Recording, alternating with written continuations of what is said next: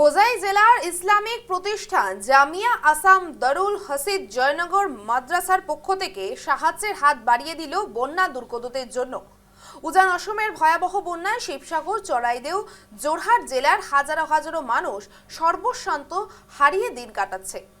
মাদ্রাসা কর্তৃপক্ষ, শিক্ষক, শিক্ষার্থী এবং পরিচালনা সমিতির উদ্যোগে প্রথম পর্যায়ে 5 লক্ষাধিক টাকার ত্রাণ সামগ্রী বন্যা কবলিত মানুষের জন্য পাঠানো হচ্ছে।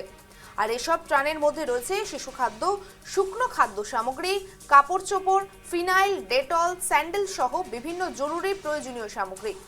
মাদ্রাসা কর্তৃপক্ষ জানিয়েছে যে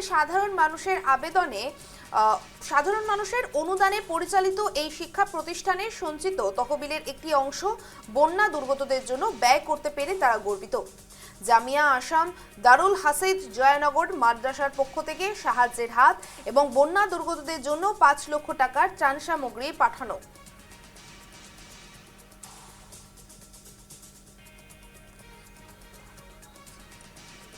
জামিয়া অসম দাৰুল হাসিদ জয়নগৰৰ কাৰ্যকাৰী কমিটিয়ে যোৱা 28 তাৰিখত এখন মিটিং হৈছিলে।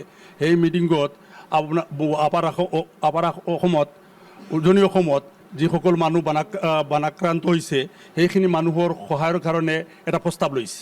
গতিকে আমি আমাৰ মাদ্ৰাছাৰ পুঁজিৰ পৰা এইখিনি পইচা, আপোনালোকৰো দাৰবৰংগৰীৰ পইচা, সেইখিনি মাদ্ৰাছাৰ পুঁজিৰ পৰা আমি 5 লাখ টকাৰ এটা অনুদান লৈ যাবলৈ তাত আমি প্ৰস্তুতি গ্ৰহণ কৰিছোঁ। আৰু এই বস্তু বাহিনী লৈ আজি আমি তাত ৰাতিৰ ভাগত ওলাবলৈ ইচ্ছা কৰিছোঁ। আমি তাত চেনি, ইয়াৰ পিছত আঁঠুৱা, বেড কভাৰ, গাৰু, ইয়াৰ পিছত মহ খেদা ঔষধ, এনেকুৱা আৰু 12টা আইটেম ল'বলৈ আমি ইচ্ছা লৈছোঁ। আৰু সেইখিনি লৈ আমি আজি যাম।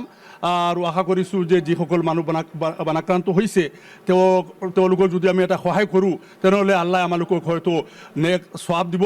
আৰু আমি লগতে দোৱা কৰিছোঁ যে যিখিনি মানুহ বানাক্ৰান্ত হৈছে ভৱিষ্যতে যেন আৰু এনেকুৱা ঘটনা নহয়।